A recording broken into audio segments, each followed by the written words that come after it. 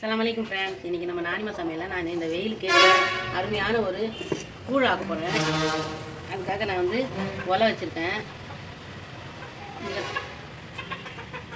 ஒரு ரெண்டு சொம்பு தண்ணி ஊற்றி ஒலை வச்சுருக்கேன். ஃபஸ்ட்டு ஒரு டம்ளர் நொய் போட்டு நல்லா ஊற வச்சுட்டு அந்த ஒலை கொதிக்குது, அதில் போட்டுறேன்.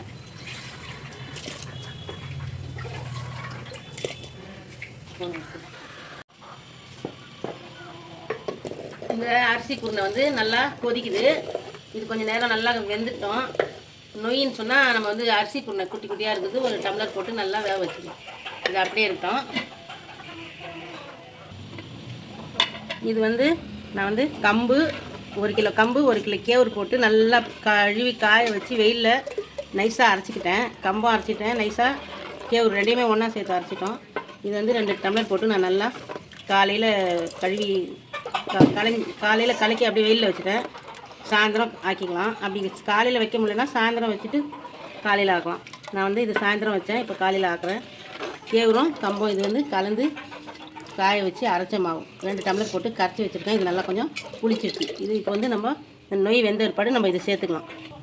இந்த குருணை வேவுதில் அதில் தேவையான அளவு நம்ம உப்பு சேர்த்துக்கலாம். இந்த மாதிரி குருணை நல்லா பூக்க வெந்துருச்சு. இப்போ வந்து நம்ம மாவு சேர்த்துக்கலாம். இப்போ வந்து இந்த மாவு கம்பம் கேவுரம் கலந்து அரைச்சி வச்ச புளிக்க வச்ச மாவை நம்ம வந்து அதில் சேர்த்துக்கலாம்.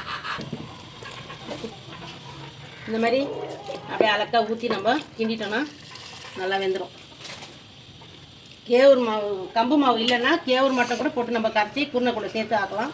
நான் வந்து டேஸ்ட்டாக இருக்கும், உடம்புக்கும் நல்லா ஆரோக்கியன்றதுக்காக நான் வந்து கம்பு கேவுரு ரெண்டையுமே அரைச்சி வச்சுட்டேன். அப்படி நம்ம அரைச்சி வச்சுட்டா கூழம் ஆக்கிக்கலாம், தோசை போட்டுக்கலாம், குழிப்பணியாரம் சுட்டுக்கலாம். அந்த மாதிரி நிறைய யூஸ் ஆகும். கம்பம் கேவரம் நல்லா வாங்கி கழுவி அரைச்சி வச்சுக்கோங்க. இந்த மாதிரி எல்லாத்துக்கும் நம்மளுக்கு யூஸ் ஆகும். இந்த குருணை கொஞ்சம் சேர்த்துட்டா அது கூழ் இன்னும் ரொம்ப நல்லா டேஸ்ட்டாக இருக்கும். அவ்வளோதான்.